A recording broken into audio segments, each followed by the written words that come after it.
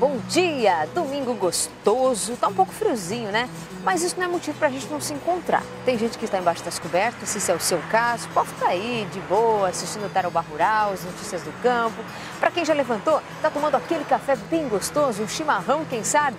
Obrigado pela sua companhia. Fique com a gente. Muita informação rural a partir de agora na sua TV. E hoje é pouco papo e bastante notícia, porque o programa tá assim, ó, recheado de informações. E vamos aos destaques.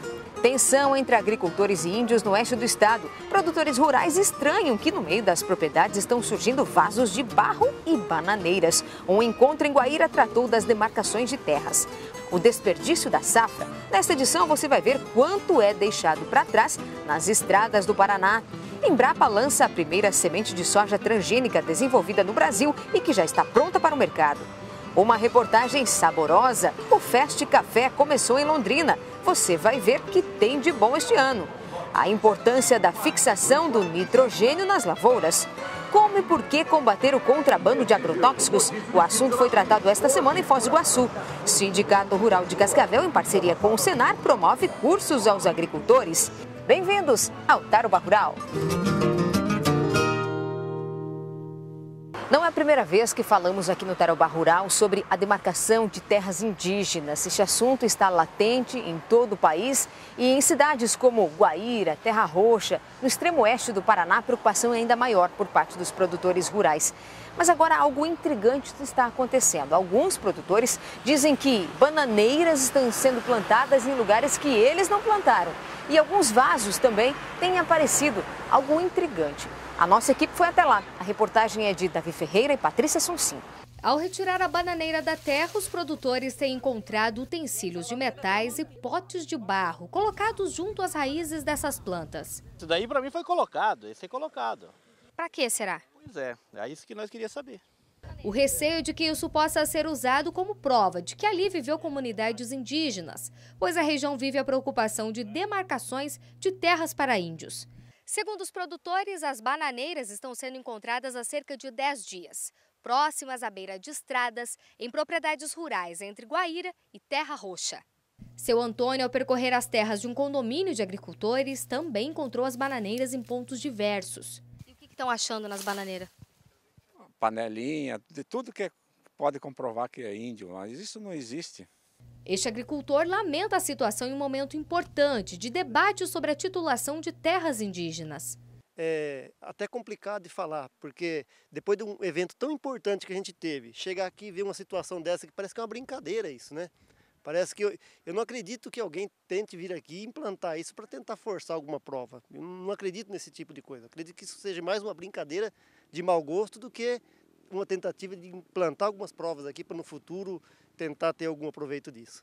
Evento que reuniu mais de 2.500 produtores rurais, além de autoridades e lideranças do Paraná, Santa Catarina, Mato Grosso do Sul e Rio Grande do Sul. Segundo o relator da Subcomissão de Assuntos Fundiários da Câmara dos Deputados, o fórum não é contra dar terra aos índios, e sim contrário à forma como vem sendo adotada a posse dessas terras. Não somos contra ao índio ter terra, nós somos contra tomar a mão grande, a força, a terra do produtor rural, que é titulada inclusive para ele. No oeste do estado, prefeitos foram notificados pela FUNAI e o medo é perder grandes áreas dos municípios. Da efetivação, da demarcação de uma área pré-determinada já pela própria FUNAI, com estudo deles, de que 11.500 alqueires aproximados estariam sendo transformados em área indígena, no aldeamento. O que para o município de Terra Roxa, para o município de Guaíra, é um prejuízo imenso, tanto financeiro, em arrecadação, em produção, mas principalmente pela questão dos nossos produtores. Se realmente se confirmar essas pretensões, é uma surpresa, eu considero um absurdo você desorganizar dois territórios municipais para poder assegurar terras para os indígenas. Não sou contra que eles as obtenham. Nós temos 3 aldeias como referência, organizadas e apoiadas pela Itaipu.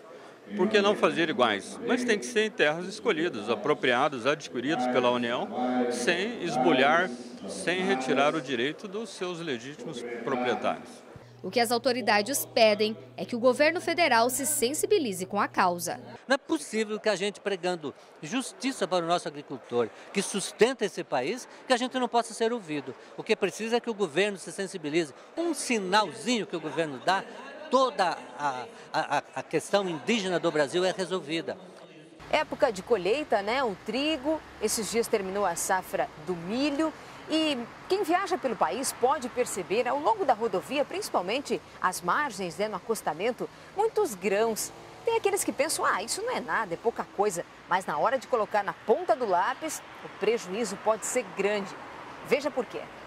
Nas mesmas rodovias onde o progresso do Brasil é transportado, grande parte dele se esfarela pelo chão.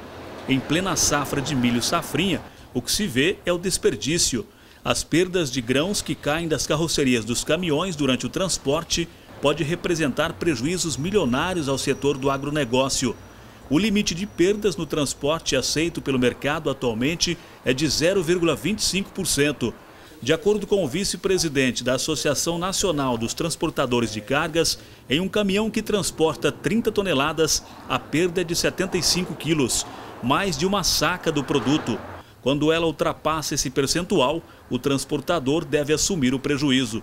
Nós sabemos que as rodovias melhores para a trafegabilidade são aquelas que estão sob a concessão das empresas de pedágio.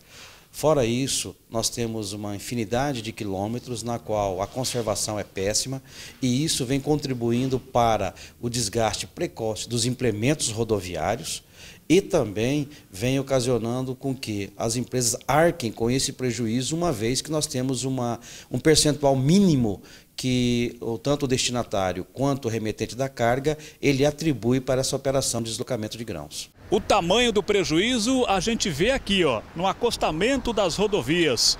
O asfalto chega a ficar amarelado. É grão de milho por todos os lados. Em todo o Brasil, mais de 2 bilhões de reais acabam ficando nas estradas a cada safra. Para esse caminhoneiro que está há mais de 40 anos no volante de um caminhão, entre os fatores para todo esse desperdício está a má condição das rodovias. Muitas vezes isso daí acontece por causa de estrada muito ruim e acaba movimentando a carroceria, acaba no fim perdendo. A gente nota e muitas vezes também eu já parei para dar sinal para caminhoneiro que está perdendo, né, a mercadoria. Para evitar tantas perdas, algumas medidas importantes precisam ser adotadas. Nós tivemos um avanço muito grande nos acabamentos das carrocerias graneleiras e isso minimizou o desperdício. A Embrapa lançou há poucos dias a primeira semente de soja transgênica produzida no Brasil. E o produto já está disponível no mercado. Tarouba Rural mostra para você. Os produtores de soja de 8 estados e do Distrito Federal podem optar por uma nova variedade de soja transgênica. Após 19 anos de pesquisa e investimento de 115 milhões de reais, a Embrapa e uma empresa alemã lançaram a primeira semente geneticamente modificada de soja com tecnologia totalmente brasileira. A nova cultivar surge como alternativa para o plantio direto e o combate às principais ervas daninhas que diminuem a produtividade das lavouras. Segundo o representante da multinacional, as plantas daninhas adquiriram resistência aos defensivos existentes no mercado. A nova tecnologia pode ajudar no controle de pragas como a buva, presente em 10 milhões de hectares das lavouras de soja do Brasil, 1/3 dos 31 milhões de hectares cultivados. Ela traz uma alternativa para que o agricultor consiga controlar as plantas daninhas, principalmente aquelas de difícil controle, que já se tornaram resistentes, desde a pré-emergência até o estágio vegetativo. Nós temos uma tecnologia que ele pode ter uma flexibilidade muito grande com relação ao período de aplicação, controlando um espectro bastante amplo de ervas e fazendo com que a cultura da soja passe pelo seu processo de germinação, o seu processo dos primeiros estágios vegetativos, livre de competição com as ervas daninhas. Ainda não há estimativa de custo para o novo sistema de produção de soja. No entanto, tanto a empresa privada quanto a Embrapa afirmaram que a nova tecnologia já estará disponível nesta safra 2015-2016 somente para os sementeiros credenciados pela Embrapa. A ideia é fazer a multiplicação da cultivar, para que na safra 2016-2017 ela já esteja plenamente disponível no mercado. O presidente da Embrapa, Maurício Antônio Lopes, destacou o papel dos sementeiros. Temos um grupo de empresas extremamente competentes com as quais a Embrapa trabalha já tradicionalmente. Elas vão então iniciar esse processo de multiplicação das sementes e oferta dos materiais genéticos das 4 cultivares, né, que receberam o gene de resistência ao herbicida de uma forma mais rápida. Mas a Embrapa continua desenvolvendo novas variedades, pensando no espaço de tempo curto alcançar todas as regiões produtoras de soja no Brasil. A ministra Cátia Abreu destacou a importância das parcerias do setor público com a iniciativa privada para desenvolver uma produção eficiente e sustentável no Brasil. Esse produto ele vem ser uma alternativa de uma tecnologia única que existe no Brasil hoje, que é muito boa também, mas as ervas daninhas, as plantas daninhas vão criando resistência a ela. Então este produto vem não para tomar o lugar do outro produto, mas para fazer um rotacionado. Então o que se recomenda é um período de plantio usa um produto, no outro período usa o outro produto. É hora da cotação agrícola. A soja está em alta. Em Cascavel, R$ 64,50. É o que fechou na sexta-feira. Em Londrina, R$ 65,00 a saca. R$ 65,60 em Pato Branco. O milho em Cascavel e em Londrina, R$ 21,40 a saca. Em Guarapuava, R$ 22,40. O trigo em Cascavel e em Londrina, R$ 33,50 a saca. Agora a gente separou uma reportagem bem saborosa. Se televisão tivesse perfume, cheiro, você ia sentir um aroma muito agradável agora de café. Tem gente, inclusive, que está tomando café nesse horário da manhã. É muito gostoso, né? Quando a gente fala em café, logo a gente lembra de Londrina, porque a região norte do estado tem uma identificação muito grande e se desenvolveu muito com o ciclo, com a era do café. Pois o Fest Café está acontecendo nesse período lá na cidade. Vai até o dia 4 de setembro. É uma grande oportunidade para você degustar muita coisa boa do café. Olha só.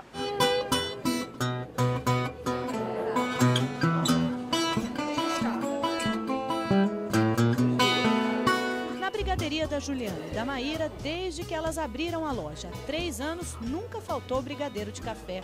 Tá bom, tudo bem que ele nunca foi o recordista de vendas, mas tem um público pra lá de fiel. O brigadeiro de café, ele nunca foi o brigadeiro mais procurado. A gente trabalha com dias da semana, então ele está sempre presente em 2 dias da semana, em dias fixos, mas por encomenda a gente faz ele para qualquer dia. Tem brigadeiro de colher, servido nessas charmosas caçarolas, mini bolos recheados e cobertos com brigadeiro de café, brownies, e para participar do festival, elas adaptaram algumas receitas que já estavam no cardápio. Já no primeiro dia de festival a gente já teve procura assim dos brigadeiros de café, das sobremesas com brigadeiro de café.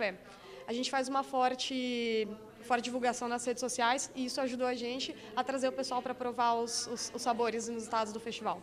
Ao todo, 11 estabelecimentos participam do festival, que tem como um dos objetivos fomentar o turismo gastronômico em Londrina, que um dia foi considerada a capital mundial do café. Essa ideia surgiu com a Rota do Café, com o Sebrae, e lançaram o desafio, né? Porque nós não faríamos aí um festival com café para agregar a Rota do Café, para trabalhar o café como produto turístico. E é isso que nós estamos fazendo. A Fernanda é barista e há 5 anos abriu o próprio negócio. Participou de todas as edições do festival e conta que o londrinense ainda tem um pé atrás quando o assunto é misturar café e comida. Eu acho um pouco, mas eu acho que a gente já está no caminho certo, abrindo esse caminho para o pessoal começar a provar, né? Este ano, o drink de café, que já foi servido em outras edições, ganhou versão gelada. Suco de laranja, calda de caramelo e café expresso, tudo batido com gelo, além de um prato quente com molho de cappuccino. O pessoal tem gostado muito, falou assim, olha, ficou surpreso até na hora que provou, né? Falou, nossa, eu não sabia que era tão gostoso, que dava para harmonizar o café com um prato salgado. Delícias que a gente também come com os olhos. E que o londrinense, assim como os turistas, comprem essa ideia, não é? Porque o café, embora ele tenha passado historicamente, mas ficou esse mito. E o café é um ingrediente super interessante e é um desafio para os chefes fazerem pratos aromatizados com café.